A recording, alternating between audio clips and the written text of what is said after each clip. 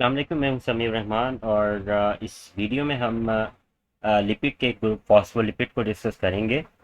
अगर आपने मेरा चैनल सब्सक्राइब नहीं किया है तो मेरा चैनल सब्सक्राइब करें ताकि आपको मज़ीद कंटेंट मिल सके। शुरू करते हैं फॉस्फोलिपिड को। फॉस्फोलिपिड एक ऐसा सबसे ज़्यादा अगर हम देखें लिपिड में जितने भी ग्रुप्स हैं, वैक्स हैं, टर्पीनॉइड्स हैं, उन सब में सबसे ज़्यादा जो इम्पोर्टेंट ग्रुप है लिपिड का, वो है फॉस्फोलिपिड। बायोलॉजिकली इम्पोर्टेंट ग्रुप है। अगर हम बायोलॉजिकली इम्पोर्टेंस की बात करें तो सबसे ज़्यादा लिपिड में जो ग्रुप इम्पोर्टेंट है वो फॉस्फोलिपिड इम्पोर्टेंट है। वो इसलिए क्योंकि अगर हम सेल मेम्ब्रेन देखते हैं किसी भी लिविंग ऑर्गेनिज्म की, जो सेल मेम्ब्रेन है वो फॉस्फोलिपिड की बनी होती है। और सेल मेम्ब्रेन एक मेन फंक्शन परफॉर्म करती है जिसे हम रेगुलेटरी फंक्शन कहते हैं, और जिसे हम परमिएबिलिटी जो है वो डिफाइन करती है सेल की, कि कौन सा मॉलिक्यूल अंदर जाना है, कौन सा बाहर आना है। तो इस वजह से ये जो फॉस्फोलिपिड है बहुत इंपॉर्टेंट है, बायोलॉजिकल पॉइंट ऑफ व्यू से। इसके बाद हम इसका स्ट्रक्चर देखते हैं कि भाई स्ट्रक्चर इसका क्या है। जो फॉस्फोलिपिड है वो जो हमने ट्राइग्लिसरॉल पढ़ा था या एसाइल ग्लिसरॉल पढ़ा था, जो कि फैट्स एंड ऑयल कहलाते हैं, उसका स्ट्रक्चर और फॉस्फोलिपिड का स्ट्रक्चर तकरीबन सेम है। लेकिन इसमें एक फ़र्क ये है कि एसाइल ग्लिसरॉल या ट्राई एसाइल ग्लिसरॉल में 3 फैटी एसिड्स पाए जाते हैं, लेकिन यहाँ पर एक फैटी एसिड कम होता है और उस फैटी एसिड की जगह पर फॉस्फेट ग्रुप आकर लग जाता है।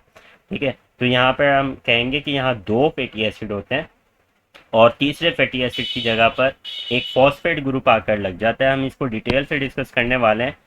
इसके स्ट्रक्चर को डिटेल से देखेंगे कि किस तरह से इसका स्ट्रक्चर बना होता है।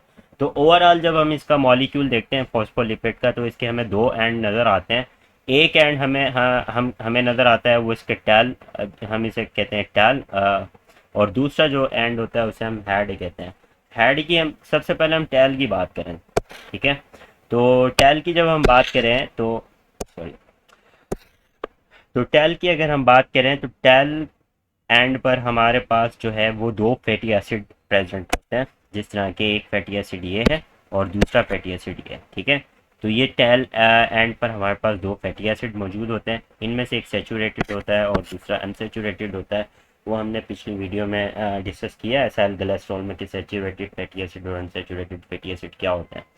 अच्छा, उसके बाद ये जो हाइड्रोफोबिक टैल है जिसके अंदर जो है वो क्या प्रेजेंट है, फैटी एसिड के मॉलिक्यूल्स प्रेजेंट है दो। इसे हाइड्रोफोबिक इसलिए कह रहे हैं क्योंकि यहाँ पर जो है वाटर, ये एंड जो है वाटर रेपेलेंट है, ये वाटर को अट्रैक्ट नहीं कर सकता।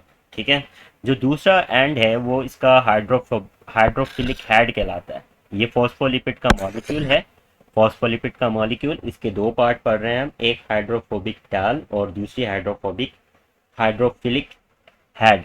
अब हाइड्रोफिलिक हेड की अगर हम बात करें तो जिस तरह कि मैंने आपको बताया था कि फॉस्फोलिपिड का मॉलिक्यूल एसाइल ग्लिसरॉल के मॉलिक्यूल से मिलता जुलता है। वहाँ हमने देखा था कि 3 फैटी एसिड एक ग्लिसरॉल के साथ अटैच थे, लेकिन यहाँ पर क्या है कि 2 फैटी एसिड ग्लिसरॉल के साथ अटैच है। ये है ग्लिसरॉल का मॉलिक्यूल, ये ग्लिसरॉल का मॉलिक्यूल है। ठीक है, तो बिल्कुल सिमिलर वे के अंदर फैटी एसिड और ग्लाइसोल आपस में कंडेंस हुए हैं और आपस में कंबाइन है। लेकिन जो तीसरा फैटी एसिड है वो ग्लाइसोल के साथ कंबाइन नहीं है, बल्कि उसकी जगह पर एक फॉस्फेट ग्रुप है। ये फॉस्फेट ग्रुप है, ये आकर जो है तीसरे फैटी एसिड की जगह पर कंबाइन हुआ। तो ये फॉस्फेट ग्रुप और ग्लाइसोल जो है इनकी पोजीशन फैटी एसिड से ऊपर की तरफ होती है। तो इसे इसलिए हम इसको हाइड्रोजन कह रहे हैं। ये हाइड्रोजन है जहाँ पर फॉस्फेट ग्रुप और ग्लाइसरॉल प्रेजेंट है। और ये फॉस्फेट ग्रुप, ये जो हेड है, ये जो पूरा रीजन है हाइड्रोफिलिक हेड, ये इसलिए हम इसको कह रहे हैं हाइड्रोफिलिक क्योंकि ये वाटर को जो है अट्रैक्ट कर सकता है। ये वाटर लविंग एंड है। ठीक है, तो इसके फॉस्फोलिपिड के हमने दो एंड डिस्कस कर लिए, एक हाइड्रोफिलिक हेड और दूसरा हाइड्रोफोबिक कैल। अच्छा, अब जो इसका एक मॉलिक्यूल की जो शेप है वो इस तरह से आपको नज़र आती है। ये आपको देखिए पोलर हेड नज़र आ रहा है जो कि फॉस्फेट ग्रुप का बना हुआ है। ठीक है, यहाँ पर एक्चुअली जो वाटर का मॉलिक्यूल है वो अट्रैक्ट हो सकता है। और उसके नीचे आपको एक ग्लासोल, ये दरमियान में आपको ग्लासोल नज़र आ रहा है हमें। ठीक है, ये ग्लाइसोल है, ठीक है। और इस ग्लाइसोल के साथ ये दो फैटी एसिड भी अटैच है, और ये एक फॉस्फेट ग्रुप भी अटैच है, ये फॉस्फेट ग्रुप है, फॉस्फेट ग्रुप। तो इस तरह से इसका स्ट्रक्चर होता है। और अगर हम सेल मेम्ब्रेन की बात करते हैं, सेल मेम्ब्रेन में किस तरह से ये फॉस्फोलिपिड के मॉलिक्यूल प्रेजेंट होते हैं, तो वो भी हम देख लेते हैं। ये देखें, ये एक, अगर हम सेल मेम्ब्रेन की बात कर रहे हैं, ये एक सेल मेम्ब्रेन है, ये एक सेल मेम्ब्रेन है, जिस तरह से हमें नज़र आ रहा है, ठीक है, ये सेल मेम्ब्रेन। अब सेल मेम्ब्रेन के अंदर जो अंदर वाला पोर्शन होता है, अंदर वाला जो पोर्शन है, उस पोर्शन में कैल मौजूद होती है, फैटी एसिड मॉलिक्यूल्स मौजूद होते हैं इसका मतलब। और जो बाहर वाला पोर्शन है, चाहे वो एक्स्ट्रा सेलुलर स्पेस के अंदर हो या इंटर सेलुलर स्पेस, यानी सॉरी ल्यूमेन की साइड हम देखते हैं, तो दोनों साइड पर जो है वो जो है हाइड्रोफिलिक हेड मौजूद होता है, ठीक है। तो this is the structure of phospholipid in the cell membrane. अब हम इसके फंक्शन की बात कर लेते हैं कि फंक्शन क्या है इसका। तो फंक्शन मैंने आपको पहले बताया कि बायोलॉजिकल पॉइंट ऑफ व्यू से जो है ये सेल मेम्ब्रेन या सेल की जो परमिएबिलिटी है उसको रेगुलेट करता है।